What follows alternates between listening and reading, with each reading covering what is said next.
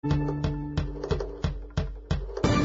libro El derrumbe del modelo de Alberto Mayol está entre los bestsellers nacionales y aparece en el segundo lugar del ranking literario nacional de no ficción. En el libro, Alberto Mayol analiza la situación económica del país y ve en la, según él, ineficiencia del modelo en su relación con la sociedad, la raíz del descontento nacional que el año pasado fue materializado en las movilizaciones estudiantiles. Vamos a conversar más de esta crisis de la economía de mercado en Chile que argumenta el sociólogo Alberto Mayol. Con él, ¿cómo estás? Muchas gracias por estar con nosotros. ¿Qué tal? Bueno, algunos rankings sale que está segundo en no ficción y en algunos primero.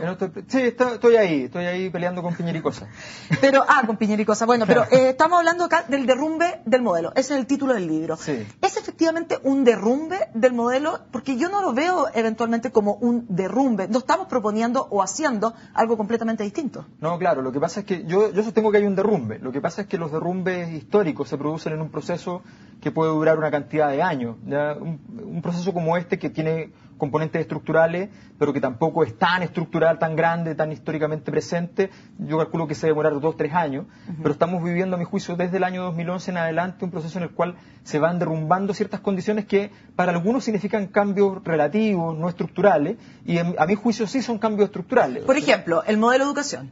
Por ejemplo, el modelo de educación, el hecho de sacar a los bancos, por ejemplo, el crédito tribunal del Estado, a mi juicio no solamente sacar la guinda de la torta del modelo, sino que es modificar radicalmente el modelo porque es abrir una puerta a que si eso mismo se hiciera en salud o se hiciera en pensiones, empieza a modificarse el naipe. Entonces uno proyecta esa mirada en otros caminos y esas cosas a mi juicio van a seguir ocurriendo. Si uno empieza a mirar qué es lo que está ocurriendo, por ejemplo, con la reforma tributaria. Esta reforma tributaria se hizo por educación, pero pasado mañana va a estar en urgencia los temas de salud y va a haber otra reforma tributaria. Por tanto, se están abriendo puertas que a mi juicio van reflejando cómo va aumentando esta transformación de la estructura productiva y la estructura de comercio en Chile. Pero es tan así, lo pregunto por lo siguiente, porque si uno, por ejemplo, hubiese leído, si uno no es extraterrestre y lee los diarios, por ejemplo, con un proyecto emblemático como es el Costanera Center, y uno hubiese leído los diarios y la indignación de los automovilistas y de las personas de alrededor, digamos, de donde estaba el Costanera Center, uno le ha dicho, en realidad nadie quiere este tremendo edificio. Sin embargo, se abrió y desde que se abrió está lleno. Récord de ventas. Por lo tanto, no es que las personas eventualmente salen a la calle, pero con su consumo no están derrumbando el modelo. Es que es súper interesante porque ahí tocas un tema que es decisivo. A mi juicio, nosotros como sociedad ya nos enamoramos de los objetos y eso no va a cambiar. O sea, lo que se construya después es con los objetos. El problema es cómo compensar el hecho de que esos objetos yo no quiero acceder a ellos del mismo modo que estaba accediendo. Y ese cómo no es menor. O sea, el qué se mantiene, pero el cómo, al transformarse, transforma el modelo, el modo, en el fondo. Entonces, el cómo es la relación de los trabajadores con las empresas, de los consumidores con las empresas. Nosotros partimos por el lado del consumo todo esto, fundamentalmente.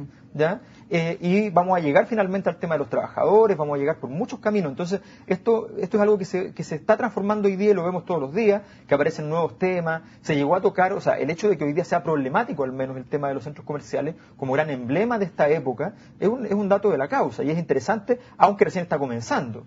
Claro, porque vimos exactamente lo mismo también en el Mall de Castro, por ejemplo, sin embargo se hizo un plebiscito y también salió que la gente lo quería. Lo que pasa es que uno quiere tener acceso, como ciudadano uno quiere tener acceso a eso, pero al mismo tiempo la pregunta es, ¿en qué momento yo me empiezo a cuestionar si acaso quiero además todas las externalidades negativas que ello involucra y si acaso pienso en las posibilidades de hacerlo de otro modo? O sea, todo lo que implica finalmente. Exactamente. ¿Y cuál es entonces, aquí obviamente se hace un diagnóstico, se retrata lo que eventualmente está pasando en la sociedad, sin embargo no hay un camino hacia dónde vamos, en el fondo, o no es una solución al diagnóstico, pero sí hacia dónde estamos tendiendo? No, sí, yo creo que hay un camino. Lo que se ve, lo que el libro detecta básicamente es lo siguiente. Decimos, Chile se ha preocupado de construir mercados, se ha preocupado de construir un Producto Interno Bruto robusto, ¿ya? Pero no se ha preocupado de vincular ese desarrollo con la trama social, con la integración social. Esa preocupación nos está costando caro,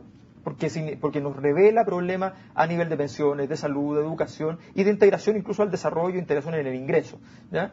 Frente a esa situación, este derrumbe, que es un derrumbe que parte por el surgimiento del malestar social, ¿ya? Y que va a redundar políticamente además, no solamente va a ser en términos económicos, este derrumbe termina en un proceso en el cual se politiza el país. ¿Ya? Y en ese proceso de politización vienen nuevas ofertas y nuevas propuestas. Pero hay que construir la política porque además Chile venía de un entorno de despolitización. entonces esto se va a demorar porque nos pilló un poquito en pelotas, en el fondo, el derrumbe. Llegó el derrumbe y nosotros no teníamos nada que ofrecer a cambio, pero como sociedad tenemos que hacerlo. ¿Cómo puede afirmar que hay un derrumbe solamente con los hechos empíricos que ocurrió, por ejemplo, con las movilizaciones del año pasado, o hay datos, cifras duras que revelen este derrumbe o esto? Es que hay transformaciones muy fuertes. O sea, si uno mira el 2011 se mueven datos que no se habían movido nunca. ¿Ya? Aumenta la productividad de los trabajadores, ¿ya? Nunca, siempre venía a la baja.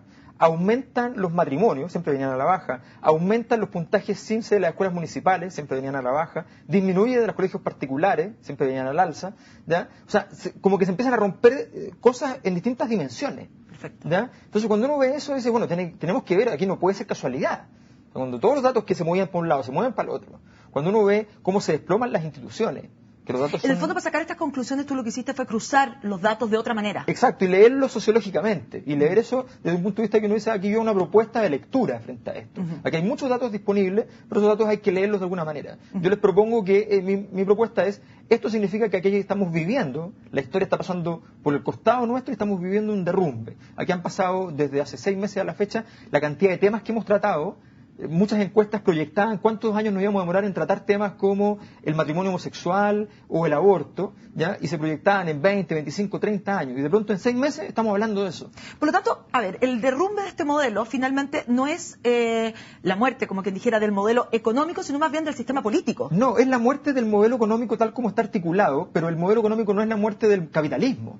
Es la muerte del modelo económico que nosotros construimos en Chile, que es un modelo de intensivo en mercado, intensivo en la creación de grandes empresas y con poco apoyo real a la pequeña y mediana y sobre todo a la microempresa. ¿Ya? O sea, ese es el modelo de concentración. Que es donde la gente tiene el mayor contacto con el modelo, digamos. El modelo de concentración es el que está en crisis hoy día. Y de hecho, hoy día los que tienen más poder económico, en el fondo, tienen mucho menos poder que hace 2 años atrás.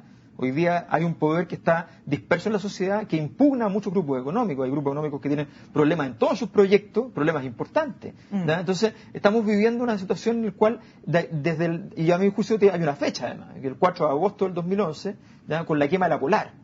Con la quema de la Polar, ¿ya? Donde la sociedad la semana siguiente, todos los días posteriores, da todas las señales de decir estoy completamente de acuerdo con que hayan quemado la Polar. Pero esto no será probablemente una madurez social, una madurez política, más que un derrumbe. Pero es que es el derrumbe del modelo que teníamos, el derrumbe del modelo que se construyó el año 80, que fue administrado hasta el 2010, hasta el 2011 en rigor, y que todavía está administrándose en el fondo y que hay muchos que están tratando de sostenerlo.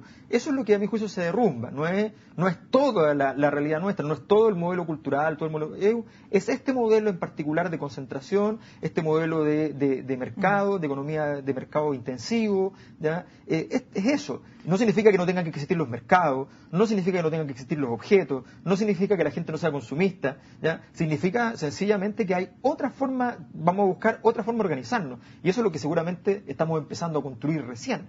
El libro que estamos en este momento hablando se llama El derrumbe del modelo, que ese fue el primero que salió. Y esta semana ahora, que salió la semana pasada. Sí. Y ahora esta semana sale la segunda etapa, digamos, que se llama No al lucro, ¿no es cierto? De la crisis del modelo a la nueva era política. Claro. O sea, aquí y en este No al lucro viene entonces la transformación política que tiene que haber para sustentar este derrumbe del modelo. Claro, yo le llamo no al lucro a una época, en el fondo, que es la época donde los estudiantes dijeron no al lucro a las universidades privadas y la sociedad entendió algo muy distinto, que no a las concentraciones de poder que permiten abusar y sacar rendimiento económico sobre mí, ¿ya? Y eso entonces se transformó en una cuestión epocal. Y a mi juicio estamos viviendo en los años del no al lucro. Estamos viviendo en un proceso que va a durar 2, 3, 4 años, dependiendo cuánto nosotros nos resistamos a ese cambio. Podemos ponerle tapas y tratar de que dure, o podemos tratar de hacerlo lo más rápido posible, que sería lo más sano. Es decir, ¿sabe qué? Sí, revisemos todo esto, discutámoslo rápido y salgamos de esta etapa intersticial, porque el no al lucro es un momento intersticial, no es que sea una era que va a durar durante 20 años. Claro. Es un momento, y ese momento es el momento del cambio. El momento de la transformación. Claro. Y ahí se analiza políticamente el asunto y se cuenta la historia política de los últimos años, además. ¿Qué tanto tiene que ver todo lo que está pasando en Chile con lo que está pasando también en el mundo en general? Que también vemos como, yo sé que producto de crisis económica, que aquí el año pasado no la tuvimos, esa crisis económica, y aún así surgió este movimiento. Sin embargo, en otras partes del mundo están, sabemos, los indignados, Occupy Wall Street, etcétera, distintos grupos de indignados del mundo que están peleando por lo mismo, porque no tienen exactamente el mismo modelo económico chileno. No están peleando por lo mismo. Lo que acontece, hay que separar. El caso europeo es interesante porque en el caso europeo tiene que ver con la baja de la protección social, pero la baja de la protección social no tiene que ver nada con la nuestra. La nuestra está en aumento porque estábamos muy bajos y la de ellos está en descenso porque estaba muy alto. Hay un parentesco, pero una primastría, lo más. No son realmente parientes. Lo que sí es interesante a nivel internacional es entender que los repertorios de modelos económicos están todos en crisis. O sea, la lógica keynesiana está en crisis, la lógica estrictamente neoliberal está en crisis, ¿ya? Y los modelos económicos que se nos ofrecen así como exitosos son imposibles de aplicar. Brasil, la India, China, necesitan muchos llamados consumidores. Claro, el mercado interno, entonces es otra cosa. Entonces estamos en un mundo que va a requerir mucho pensamiento sobre lo económico. Y Chile en ese sentido, al ser un caso históricamente experimental, además, respecto a innovaciones económicas, que ha sido así siempre, además, tenemos la posibilidad ahora de discutir, ¿ya? Y tratar de buscar rutas de salida y rutas de construir el futuro, en el fondo. Entonces es interesante que nosotros no tratemos de ir a imitar simplemente, busquemos cosas afuera, qué sé yo, pero vamos a tener que construir cosas nuevas. Eso es súper interesante y súper desafiante, pero hay que estar preparados para eso. ¿Viene un tercer libro entonces, además, para eso que estamos hablando? Mira, como las cosas van muy rápidas, yo sí tengo el interés, de hecho, el interés de sacar este año 4, pero uno es más investigativo, más con los datos que están detrás de estos libros, digamos, los datos más de las investigaciones, un poco más académicos, y el otro que tengo es para fin de año un libro sobre desigualdad y sueños. O sea, qué sueña cada uno de nosotros en la noche durmiendo, según nuestras clases sociales. ¿Como un psicoanálisis de la economía?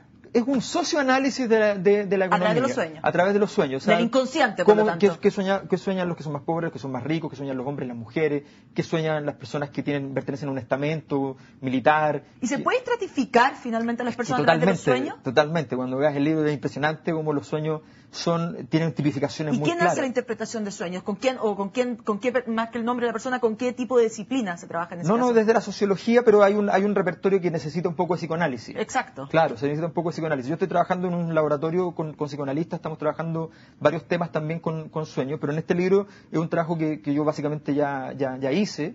Lo hice con elementos del psicoanálisis, pero lo hice con sociología fundamentalmente, y queda bastante en evidencia. Igual estamos tratando de ir con el equipo de psicoanalistas más lejos en el análisis. Muy bien, Alberto, mucha suerte y gracias por haber conversado con nosotros. Muchas gracias. Con esta entrevista entonces terminamos este nuevo día. Como siempre, los invito a seguir juntos a CNN Chile.